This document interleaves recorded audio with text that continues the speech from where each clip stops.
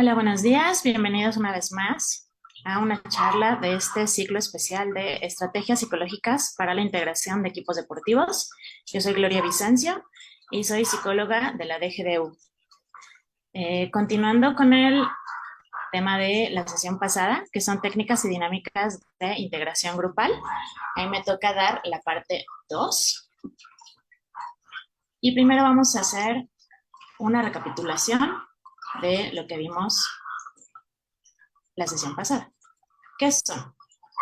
Bueno, básicamente tienen una diferencia fundamental. La dinámica es lo que nosotros vemos, la interacción entre las personas del grupo, y las técnicas son las que aplicamos nosotros y son un conjunto de actividades y juegos diseñados para fomentar la cohesión y el trabajo en equipo, y de esta forma favorecer el desempeño deportivo o la productividad.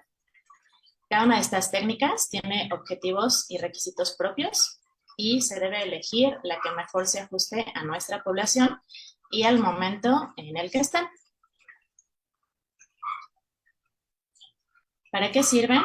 Bueno, hay técnicas encaminadas a mejorar la comunicación, otras a fomentar la confianza, a fortalecer la colaboración, a conocerse mejor y a aumentar la motivación. Hay varias en las que, trabajamos varios puntos a la vez, pero se sugiere que no se abarque demasiado para que sean más efectivas.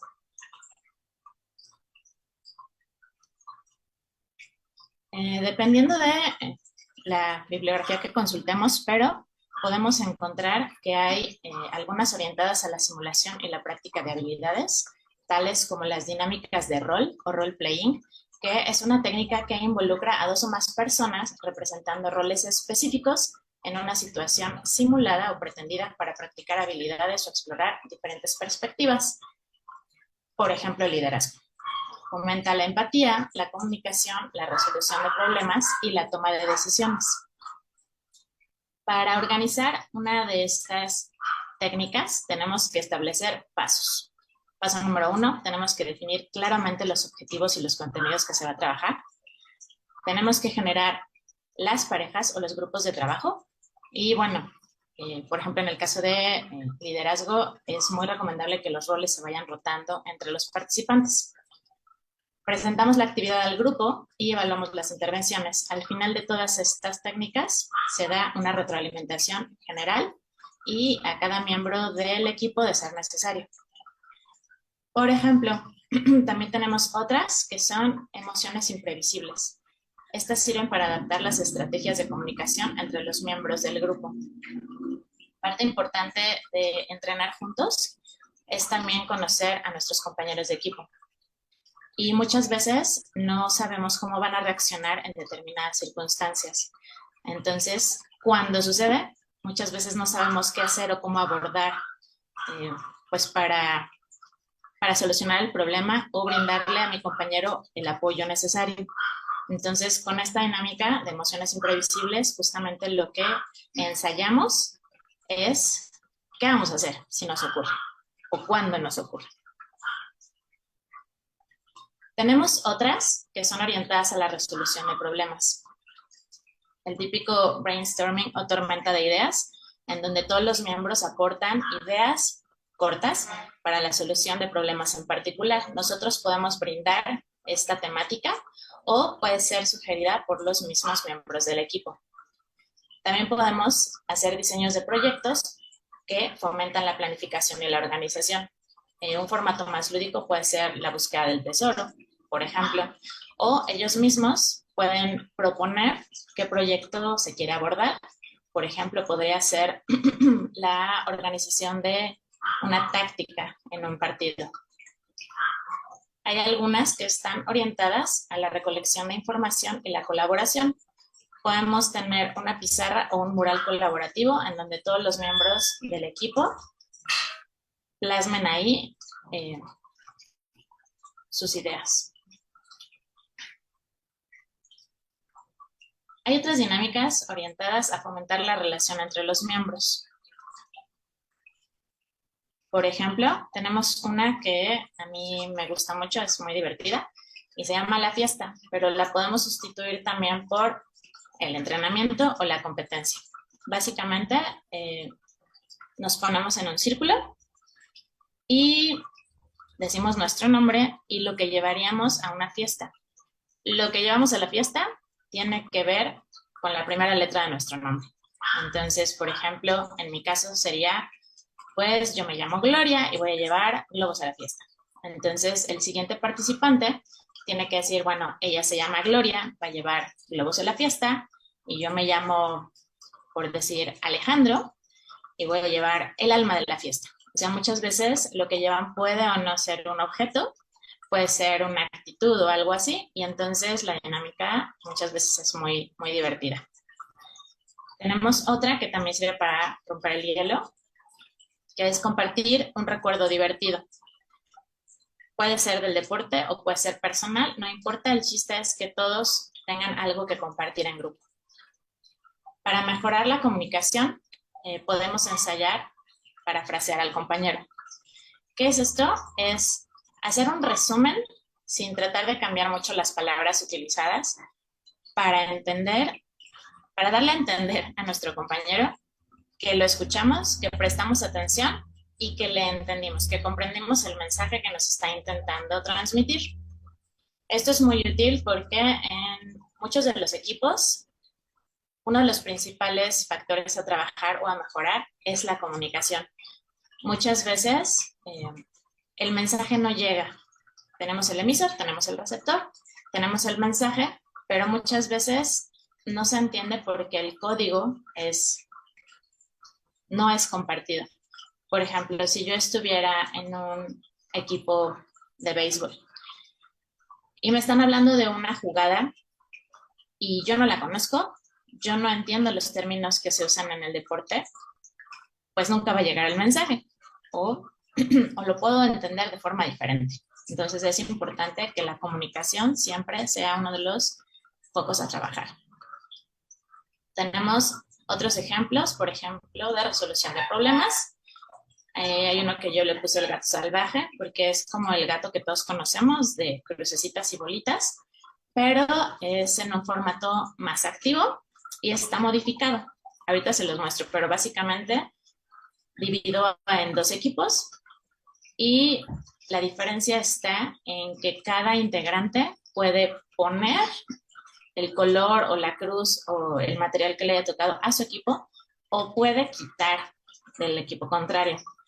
Y bueno, obviamente ahí los compañeros pueden sugerir, pero básicamente la decisión final pues la tiene el miembro del equipo al que le toca ese turno. Es en formato de relevos, eso quiere decir que no participan todos a la vez, participa un miembro de cada equipo y tiene que regresar a la base de cada equipo para que pueda participar el compañero siguiente. Hay otra que es rescata a los desmayados. Igual, si tenemos grupos muy, muy grandes, podemos dividirlos en no solo 2, sino más subgrupos. Y la dinámica es, se escoge un líder de cada grupo.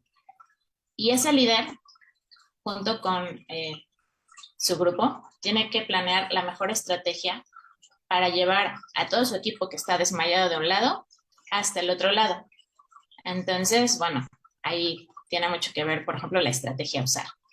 Si el líder es, por ejemplo, una persona de mayor tamaño que otra, bueno, ¿a quién voy a rescatar primero? ¿A quién voy a llevar que me ayude a trasladar a todo mi equipo más rápidamente y más fácilmente? Porque a veces pues no se pueden ni cargar o arrastrar entre ellos. ¿Qué forma voy a usar para lograr la tarea que es salvar a todo mi equipo? Conocimiento mutuo puede ser definir a la persona. Esto es en las primeras sesiones donde todos nos estamos presentando. Les pido que se presenten con el nombre y que digan 2 o 3 cosas que los definan. Entonces, pues cada uno se va presentando y al final puede todo el grupo definir a una sola persona. Por ejemplo, si yo digo, bueno, yo soy Gloria y a mí me define la honestidad, el trabajo y la paciencia.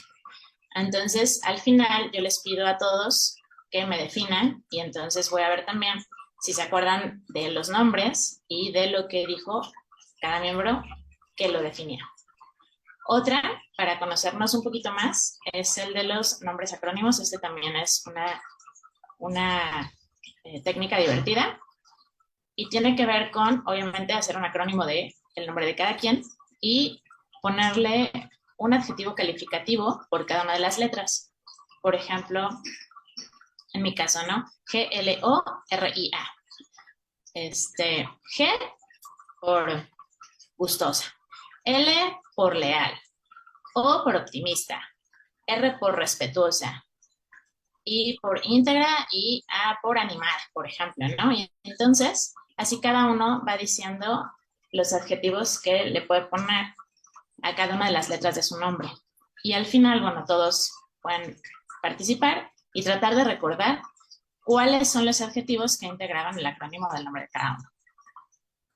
La última técnica que me gusta también es después de que cada miembro del equipo se presenta y dice cuáles son los adjetivos que lo definen como persona, un miembro elegido, por mí generalmente, o pueden decir, bueno, tú, escoge a otro de los miembros del equipo y dice, ¿quién soy?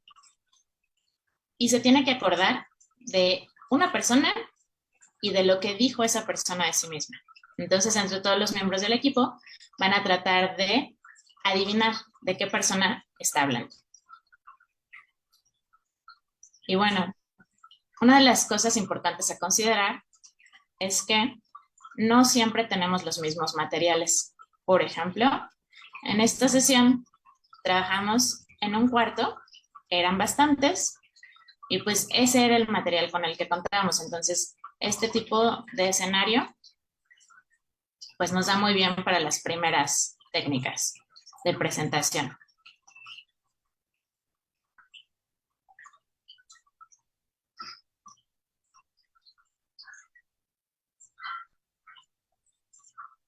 Aquí, por ejemplo,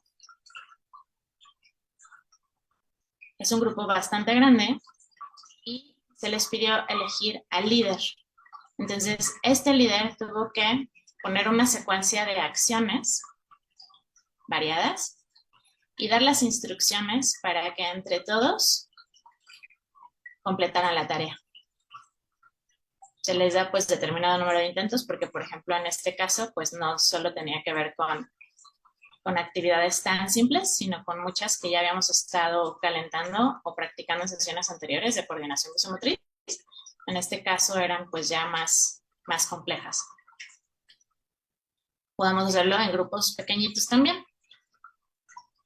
Y es la misma técnica. Se escoge un líder y ese líder tiene que escoger o planear la actividad y dar las órdenes adecuadas para que el equipo realice la tarea.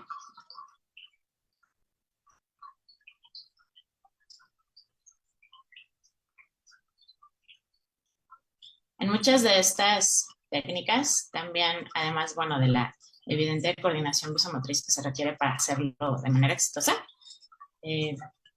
muchas veces ejercitamos también la tolerancia a la frustración. Muchas veces las tareas parecen sencillas y terminan no siendo tan simples.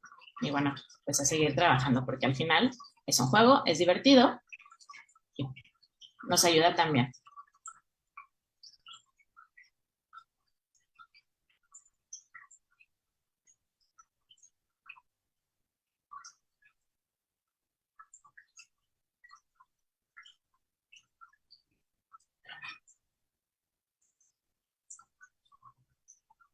Podemos ver aquí, por ejemplo, ya hemos visto muchas de las secuencias ya variadas.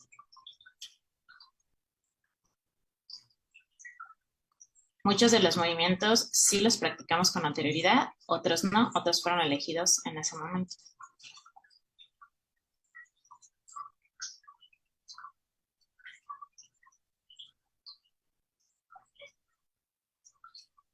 Y no todos los intentos son exitosos, de hecho suelen ser pocos los que son exitosos y en muchos de estos videos se puede ver la reacción final como de mucha satisfacción cuando se logra realizar la tarea.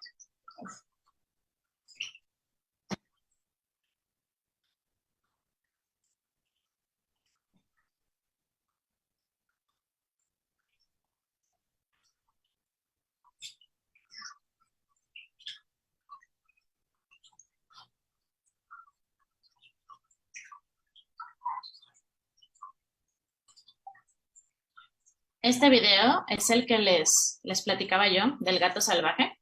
Ahí podemos ver que son los dos equipos, que es muy activo, es muy divertido. No sé si se escucha el audio, pero se escucha cómo se apoyan los integrantes del equipo, se sugieren cosas, pero al final, pues la decisión es totalmente del jugador al que le toca el turno. Muchas veces también podemos ver en este tipo de dinámicas quiénes son los líderes naturales, digamos, y algunas personas que, ahí por ejemplo, tienden a transgredir un poco las reglas para ganar.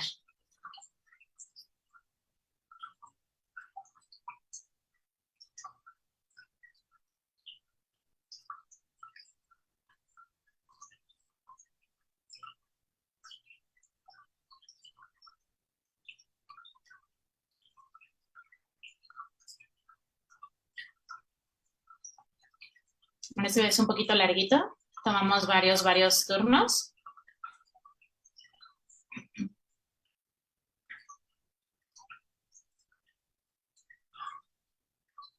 Y pues al final,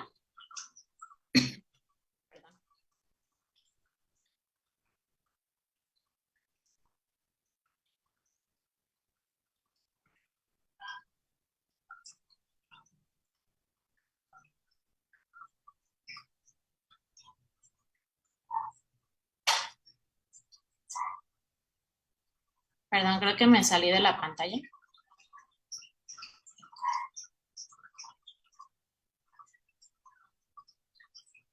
Ok, voy a compartir la pantalla nuevamente porque esto de problemas técnicos y no veía yo que estaba compartiendo.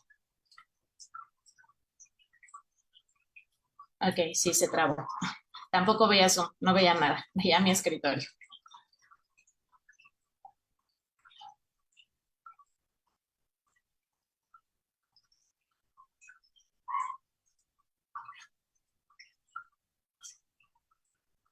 Espero que ya se vea nuevamente.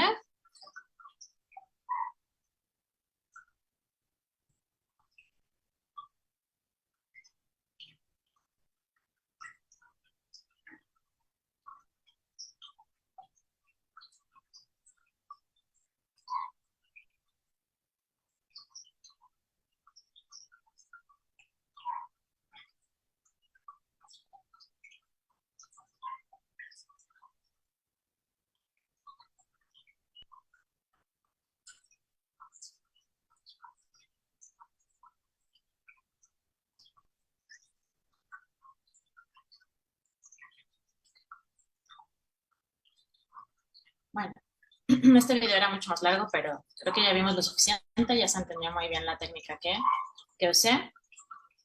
Con respecto a dinámicas para favorecer la confianza, tenemos, por ejemplo, la torre imposible. De esta no tengo video, pero se les da material a los integrantes del equipo y la instrucción es, vamos a tratar de hacer la torre más alta con lo que se tiene. Y entonces, bueno, obviamente también es por relevos, van tomando cada pieza y también tiene que haber un poquito de estrategia. O sea, saber colocar como si los materiales son de diferente tamaño o forma, ver que la base pues, sea lo más estable posible para lograr la mayor altura. Hay otro que es de pasar la barda o la barra o algún obstáculo en donde se tienen que ayudar para pasar a todos los miembros de un lado de la barda al otro lado, ¿sí? Cargados, soportados, con pie de ladrón, de la forma más segura y también armando una estrategia para que todos logren llegar del otro lado. La barda no es pequeña, la barda suele ser bastante alta, entonces pues sí se tiene que armar una buena estrategia, sobre todo para que la última persona también pueda llegar al otro lado. El surf gimnástico, de ese sí tenemos un videito, y el círculo del parado de manos. Se los voy a mostrar para que la dinámica se entienda mejor.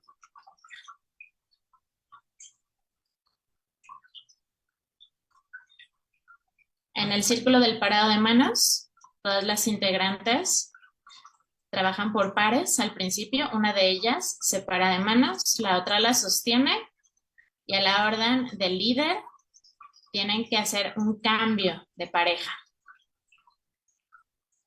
procurando mantenerse en parado de manos. Digo, aquí en este vemos que no todas lo logran, muchas terminan cayendo y hay que recuperar la posición pues lo más rápido posible para terminar la actividad.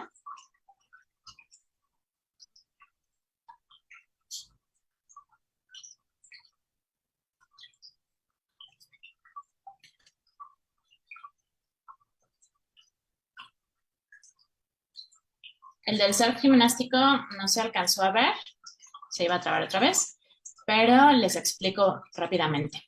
Se escoge una niña o una integrante del equipo que va a ser la surfista.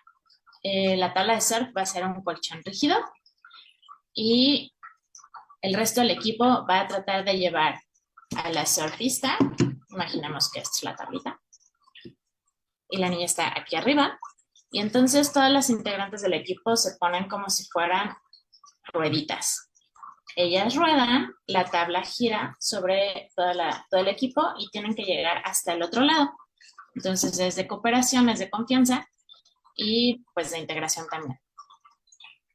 Ahora, un tema muy importante que últimamente se ha prestado a varias investigaciones, cada vez se sabe un poquito más, es el de las neurodivergencias y el deporte. La neurodiversidad se entiende como una diferencia en el funcionamiento del cerebro.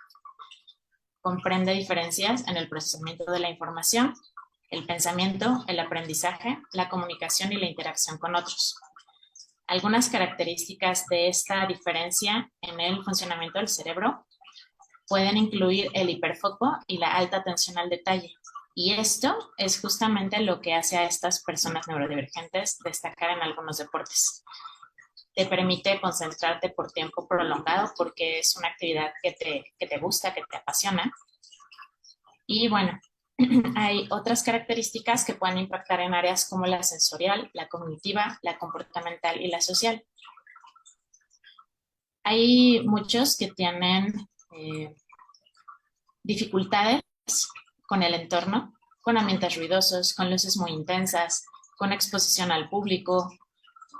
Muchos otros tienen algunas alteraciones en el procesamiento del lenguaje. A lo mejor nos ha tocado algún compañero o nosotros somos esa persona que nos dicen algo y nos dicen ¿qué? Y parece que no escuchamos bien o que no prestamos atención. Y es porque procesamos un poco más lento la información que otras. Y ya cuando les explican dicen, sí, había entendido. Pero es justamente como que tienen ahí un retardo en el procesamiento del lenguaje o de la información. Entonces muchas veces no es que no te quieran prestar atención, es que procesan de forma diferente.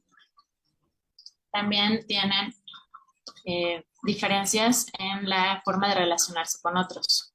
Algunos son mucho más reservados, mucho más callados y otros son francamente extrovertidos. Entonces, bueno, todas estas diferencias impactan, por supuesto, en las dinámicas de grupo. Todas las personas, obviamente, tienen derecho a participar en los deportes y promover la diversidad y la inclusión es esencial para alcanzar la justicia social en el deporte. Hay muchos estudios ahora, y se sugiere que se hagan más, donde mencionan que la prevalencia de las neurodivergencias como el trastorno del espectro autista y el trastorno de déficit de atención e hiperactividad en deportistas de élite es mayor que en la población en general.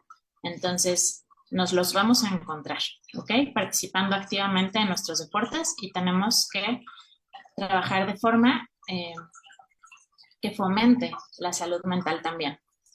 Muchos atletas reportan sentirse que no pertenecen, que muchas veces han tenido sobrecargas sensoriales o emocionales, o las características del ambiente, demasiada luz, demasiado ruido, las porras de todo mundo, mucha información que se tiene que procesar al mismo tiempo, los afecta, tanto en entrenamientos como en juegos o competencias.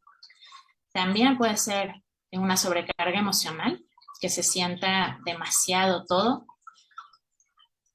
Bueno, otros también plantean la necesidad de planear detalladamente la actividad y las competencias.